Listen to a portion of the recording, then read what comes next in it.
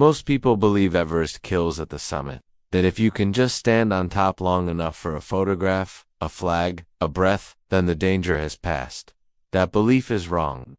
Everest does not kill you at the top. It begins working on you much earlier, quietly, patiently, starting the moment you decide to keep going. The climb to Everest takes weeks, sometimes months. Your body adapts slowly, reluctantly, step by step, and yet, the mountain never adapts to you. It remains indifferent, cold, unmoved by experience, reputation, or preparation. Every year, climbers arrive believing they understand this. Every year, some of them do not return. From above, Everest looks calm, almost gentle. Satellite images show smooth ridgelines, white slopes, clean geometry. But those images lie. They hide the fractures, the invisible stress, the narrow margins where survival is decided not by strength but by timing, judgment, and restraint. This story is not about heroism. It is not about conquering a mountain. It is about a route step by step from base camp to the summit and back down again. A route where every section has claimed lives. Doctors, guides, Sherpa climbers, first-time adventurers, veterans with decades of experience. Some of them died in storms, some ran out of oxygen, some simply made one decision too late. What follows is not speculation. It is a reconstruction based on real terrain, real incidents, and real human limits of where Everest turns deadly, and why most fatalities do not happen on the way up, but on the way down. If you are new here, this is K2 Stories, a channel about high-altitude risk, human decision-making, and the thin line between ambition and survival. And this is Everest. From the ground to the top, and back if you are lucky. Everything begins at base camp, at 17,600 feet. Everest Base Camp is already higher than most mountains in North America, yet it feels almost deceptively safe. From a distance, it looks like a small city stitched together with nylon and rope, hundreds of tents, generators humming, climbers moving between meals, briefings, and weather updates. There is laughter here, energy, a sense of momentum. But base camp is built on the Khumbu Glacier, a massive river of ice that never stops moving. Beneath every tent, the ground shifts, cracks, and groans, slowly, constantly reminding anyone who listens that stability is an illusion. Many climbers treat base camp as neutral ground, a place to rest, to acclimatize, to plan. Compared to what lies above, it feels reasonable, controlled. But Everest has never required altitude to be lethal. In 2015, that truth arrived without warning. A powerful earthquake struck Nepal, triggering an avalanche off Pumore that swept directly through base camp. Tents were torn apart. People were buried where they stood. 19 climbers and staff were killed in seconds. Among them was Dr. Marissa Ivjaram, an emergency physician who had come not to summit, but to help others survive. The mountain did not care why she was there. Beyond base camp lies the first real test of Everest, the Khumbu Icefall. Every climber knows its reputation long before they see it. And yet, nothing quite prepares you for the reality. The icefall is not a trail. It is a moving maze of shattered ice blocks, racks, the size of buildings balanced against one another in constant tension. Crevasses open without warning, some hundreds of feet deep. There is no fixed path. Every season, a team known as the Icefall Doctors installs ladders and ropes, rerouting the route almost daily as the glacier shifts. Crossing the icefall is a race against time. Most climbers go through it in the dark. Before sunrise, when colder temperatures slow the ice just enough to make passage possible. Aluminum ladders are lashed together and stretched across voids that your headlamp cannot fully illuminate. Crampons bite into ice that may or may not hold. The sound is unmistakable: ice popping, grinding, settling like a structure under stress. Experience offers no immunity here. In 2014, a massive serac collapsed without warning. 16 Sherpa climbers, some of the most skilled high-altitude workers on the mountain, were killed instantly. There was no mistake, no misstep, just wrong place, wrong moment. Survive the icefall, and you reach Camp 1 at roughly 20,000 feet. The terrain flattens slightly. For the first time since leaving base camp, you can stand without feeling pulled toward an edge. But danger does not disappear, it changes form. This is where altitude begins to assert itself quietly. Headaches, nausea, fatigue that sleep does not cure.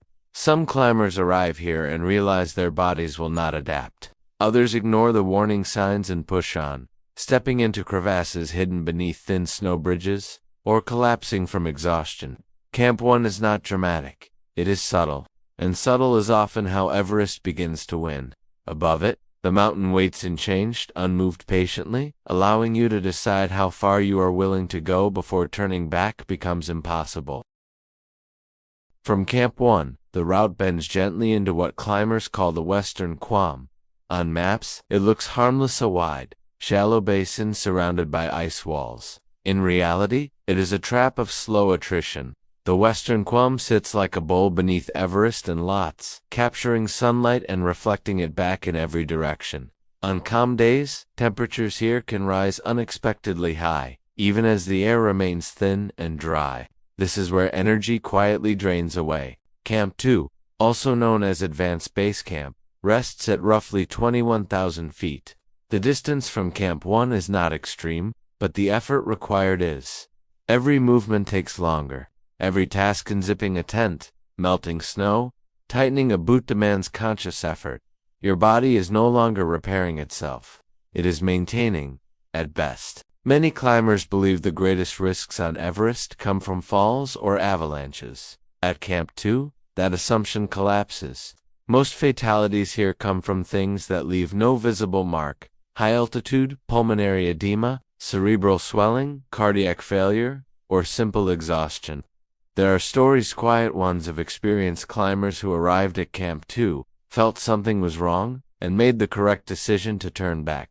Some never made it down. One well-known mountaineer reported chest pain, packed immediately, and began descending. He collapsed before reaching Camp 1. Everest does not negotiate with wisdom. It only measures time. Above Camp 2 rises the Lhotse face, a steep wall of hard blue ice that changes the character of the climb entirely. This is no longer trekking. It is vertical movement, controlled by ropes and discipline. The climb to Camp 3 is relentless. Fixed lines are your lifeline, and every step requires pulling your own weight upward while managing balance on crampon points, barely biting into ice. The slope offers no forgiveness. A slip here is not a stumble, it is a fall measured in hundreds of feet. Camp 3 sits at approximately 24,000 feet. Carved directly into the Lhotse face. Tents are anchored to ice screws and platforms hacked from the slope. At night, climbers sleep clipped in, because rolling over too far can mean sliding off the mountain. Ice avalanches occasionally rip down the face without warning. There is no shelter, no safe zone, only probability. This is where many climbers experience a shift in perception. The mountain feels closer now, more personal. The summit seems attainable. But above Camp 3 lies a threshold that cannot be crossed without consequence. At roughly 26,000 feet, the human body enters what climbers call the death zone. Above this altitude, acclimatization stops. Cells begin to die. Judgment erodes. Strength fades, even while standing still. You are no longer climbing to gain advantage, you are racing decay. Camp 4, on the South Col, is not a place of rest. It is a staging area between survival and failure. Winds tear across the saddle between Everest and Lhotse, shredding tents, driving temperatures below -40.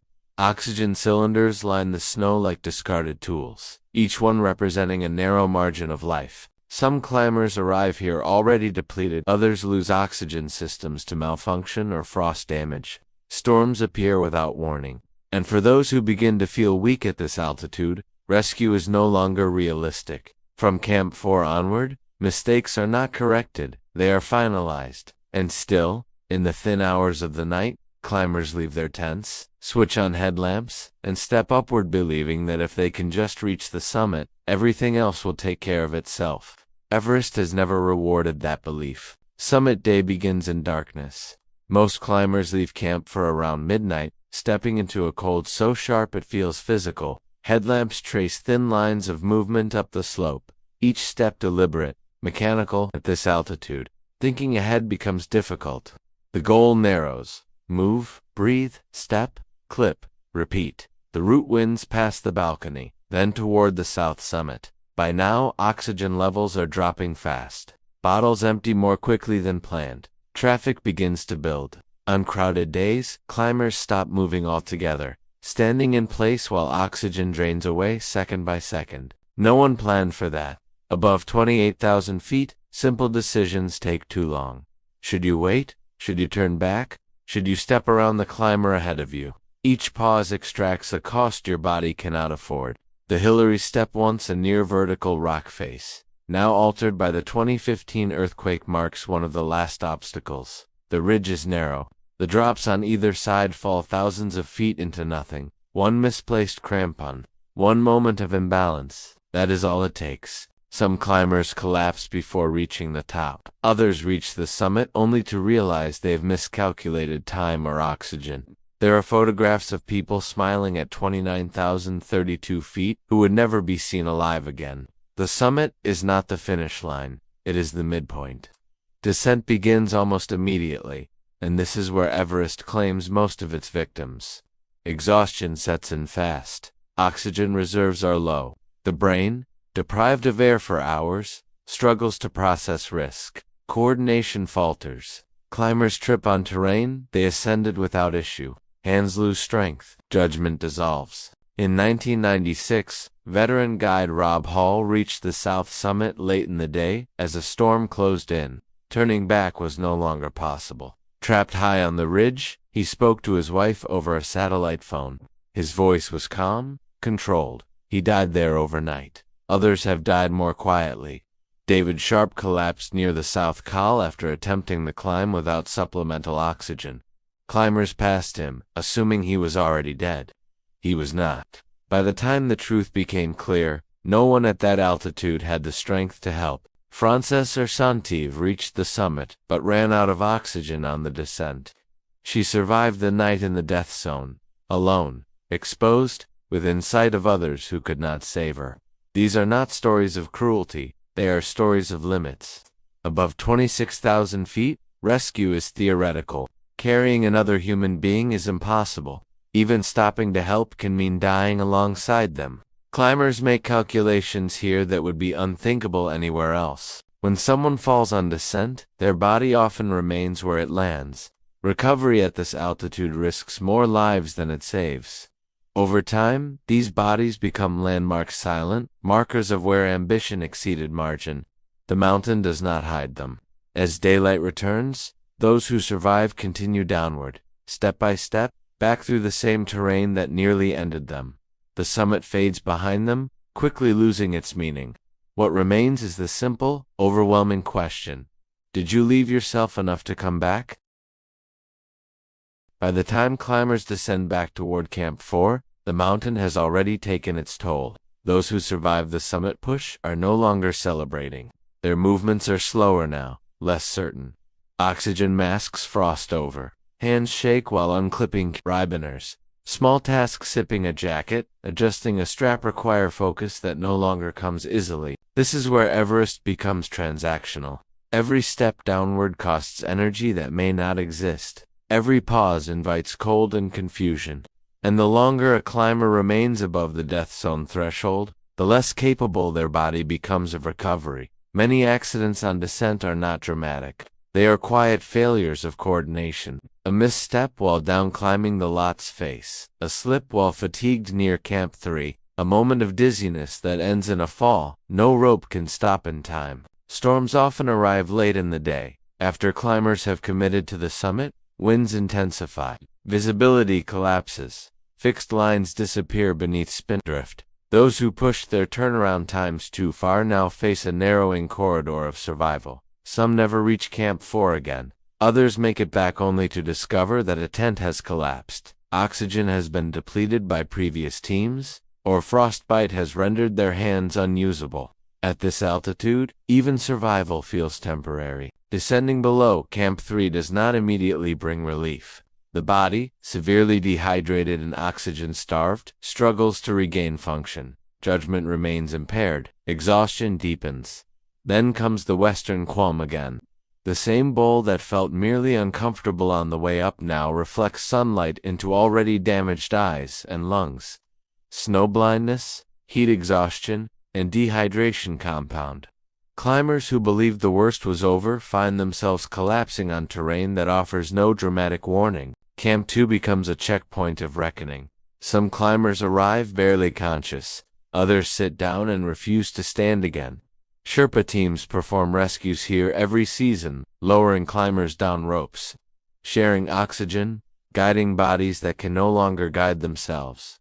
And still, the Khumbu Icefall remains below. For many, this final obstacle feels cruel. After everything above, they must once again cross a landscape that moves while they do not. The ice is warmer now, less stable. Ladders shift.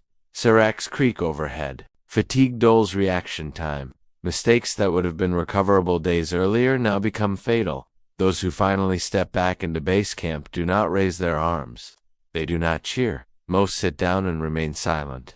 Some cry, others stare at nothing. The mountain behind them looks unchanged. And that is perhaps the most unsettling part. Everest does not escalate. It does not conclude. It simply waits for the next person to believe that survival is guaranteed once the summit is reached. When people talk about Everest, they talk about the summit. They talk about height, about records, about standing on the highest point on Earth as if elevation itself were the achievement. But the mountain has never measured success that way. Everest measures what you give up to stay alive. Every season, climbers arrive with fitness, experience, technology, and weather forecasts more accurate than ever before. And still, the outcome remains unchanged. The mountain does not reward strength alone. It does not respect intention. It does not acknowledge effort. What it demands quietly, consistently is judgment. The decision to turn back when everything in you wants to continue. The discipline to respect a turnaround time even when the summit is close. The humility to recognize that survival is not weakness. Most who die on Everest do not make reckless choices. They make reasonable ones, just slightly too late. They push through mild symptoms. They trust that things will improve.